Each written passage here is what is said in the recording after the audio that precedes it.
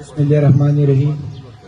درنو مشرانو، زما ګراسد خان، زما ملګري سلمان خان، قومي وطن پارټۍ نور ملګرو او ملګرو یارانو دوستانو او ټولو ته په جمع السلام علیکم. وعلیکم السلام.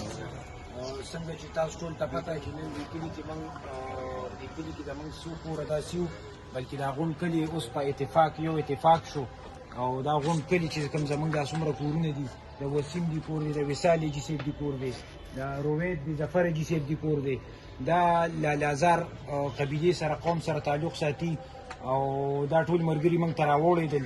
په دې کلي کې دي دا مین کورونه دا د حاجي صاحب حجره ده، په دې کې زموږ دا پروګرام دی. په دې کلي کې موږ سره سیار کاکا د سرتور بابا نوسي دي، پیران دي، د دې کلي وطن ځایي خلک دي، دعاګو خلک دي، زموږ د مشر حیثیت لري. هغوی موږ سره دې پارټۍ کې شامل شو. د دې نه علاوه کامران زموږ ورور، زموږ د کاکا زوی، تره زوی، هغه موږ سره دې پارټۍ کې شامل شو. د هغه بل ورور شاسن موږ سره شامل شو. د هغې نه علاوه چې کوم دي جانس حاجي صاحب چې کوم دی، دا دلته شپانه چې کومه قبیله ده په دې اتمانزو کې چې کوم ځای کې دي، دا جانس حاجي صاحب د هغوی مشر دی. د دې خپل کلي کې چې موږ سره کوم د هغوی قوم اوسي، هغه ټول موږ سره دا د ناستم دی او موږ سره شامل هم شو. خو چونکې بس یو مشر ډیري وي، یو ټرک هندوانو یو چاکو بس دی، نو د جانس حاجي صاحب د دې ټولو لپاره ډېر دی چې د موږ سره ټوټۍ واچوله او موږ سره دې قافلې کې د آفتاب خان د مشرۍ کې قومي وطن پارټۍ قافلې کې موږ سره شامل شو. ایوب جان کاکا زموږ مشر دی، موږ یې واړه رالوی کړي یو، ټول عمر یو ځای پاتې شوي یو. هغوی نن موږ سره تړه وکړه، په موږ یې اعتبار وکړو. زما په تره په اسد کمال خان یې دې ټولو ملګرو ډېر غټ اعتبار وکړو او موږ دته خپل مشر ووي او دا به زموږ د مسلو د پښتو د ورورولۍ ځای چې کوم دی، هغه د اسف کمال خان ځای دی او اسف کمال خان زموږ مشر دی د یوتمانزو. او انشاءالله تعالی زموږ چې څه خبرې څه اترې زموږ د ملګرو سي، هغه به هم په دغې حجره هم په دغې ځای حل کېږي. زموږ د مشرانو تاریخ دی مخکې په دغې حجره او په دغې ځای حل شوي دي او انشاءالله د نن نه پس به بیا کېږي. او یا کوم ملګري چې موږ سره راوړېدل، د دې ټولو زه شکریه ادا کوم. دا کوم ملګري، دا وصال ملګري چې کوم یاران دوستان موږ سره شامل شو راوړېدل، د دوی هم زه ډېره شکریه ادا کوم چې په موږ اعتبار وکړو. انشاءالله دا اعتبار به یې نه غورځو او دا یو سلسله شروع شوه، کلي په کلي، کور په کور، کوڅه په کوڅه به موږ ګرځو. د آفتاب خان د قومي وطن پارټۍ دا میسج به رسوو هر ملګري ته. کوشش به کوو چې زموږ هر ملګري په قومي وطن پارټۍ کې موږ راولو، خو هغه هره پارټۍ کې او په هر ځای کې او په هر قوم سره تعلق ساتي. زموږ کوشش به دی چې د آفتاب خان مشرۍ ته یې راولو. څنګه چې نن زموږ دا ملګري موږ سره په یو پښتو، په یو غیرت، په یو ورورولۍ باندې ودرېدل، دغه شانتې به دا ټول ملګري راغونډو او دې ځای کې به راجمع کوو د آفتاب خان مشرۍ له. او انشاءالله تعالی د دې قوم د دې ترقۍ د دې کارونو باره کې به موږ سوچ کوو، یو بل سره به ورورولي کوو او ښه په نره په کلکه او ملګرتیا کوو انشاءالله. د هغې نه علاوه زه د خپلو وروڼو ته، د اتمانزو د ملګرو ته، چونکې دا د اتمانزو پروګرام دی او د دې کلي دی، نو دا کلي چې کوم دی تقریبا دا دومره غټ کلي نه دی.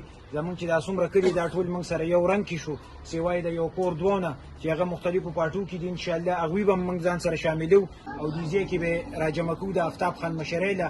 او انشاءالله تعالی د دې قوم د دې ترقۍ د دې کارونو باره کې به موږ سوچ کوو، یو بل سره به ورورولي کوو او ښه په نره په کلکه او ملګرتیا کوو انشاءالله. د هغې نه علاوه زه د خپلو وروڼو ته، د اتمانزو د ملګرو ته، چونکې دا د اتمانزو پروګرام دی او د دې کلي دی، نو دا کلي چې کوم دی تقریبا دا دومره غټ کلي نه دی. زموږ چې دا څومره کلي دا ټول موږ سره یو رنګ کې شو، سوای د یو کور دوونه چې هغه مختلفو پارټو کې دي. انشاءالله هغوی به موږ ځان سره شاملو، زموږ ورسره خبرې اترې شوي دي. باقي ټول کلي څومره کورونه چې دا ټول د هر یو کور یو نماینده، یو ملګری ناست دی.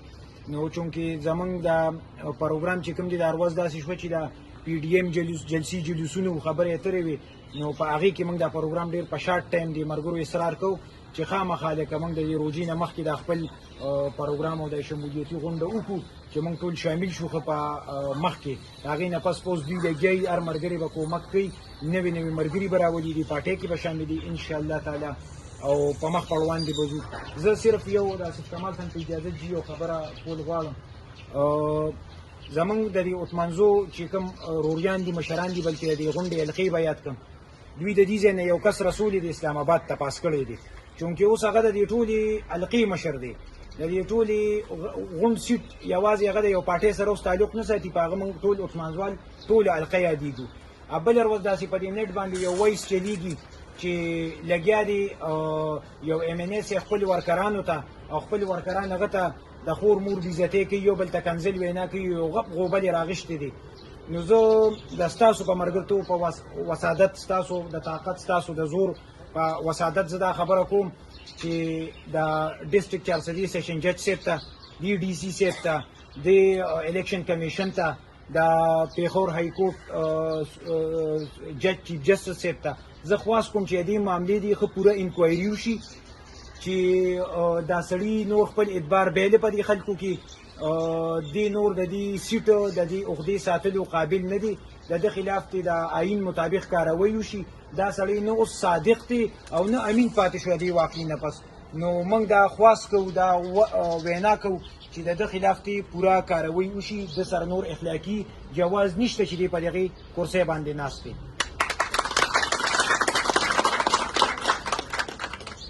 داود منظور ملګرو ته زه ټولو ته یو ځل بیا شکریه ادا کوم، د دې کلي وطن ملګرو ته. زه به خپلې خبرې راغونډې کړم، زما خبرو کې داسې خبرې شوي، یو ملګری یار دوست پرې خفه شوي د کیمرې په لارې یا په دې ځای باندې، د هغوی نه زه معذرت کوم او زه به درته یو شعر باندې خبره راغونډه کړم چې د ادم وسان وسو کې نه باچا شته نه ملنګ، موږ ټول یو برابر یو. خپله خېټه سړي سپي کي سړیتوب یې کړي برباد، او وي بد خنزیر د هر چا پلار شي چې خنزیر سره ډېر مال شي. وروریانو په دې خبره مې سوچ وکړې او نن سبا د ټولو خلکو دا حالت دی.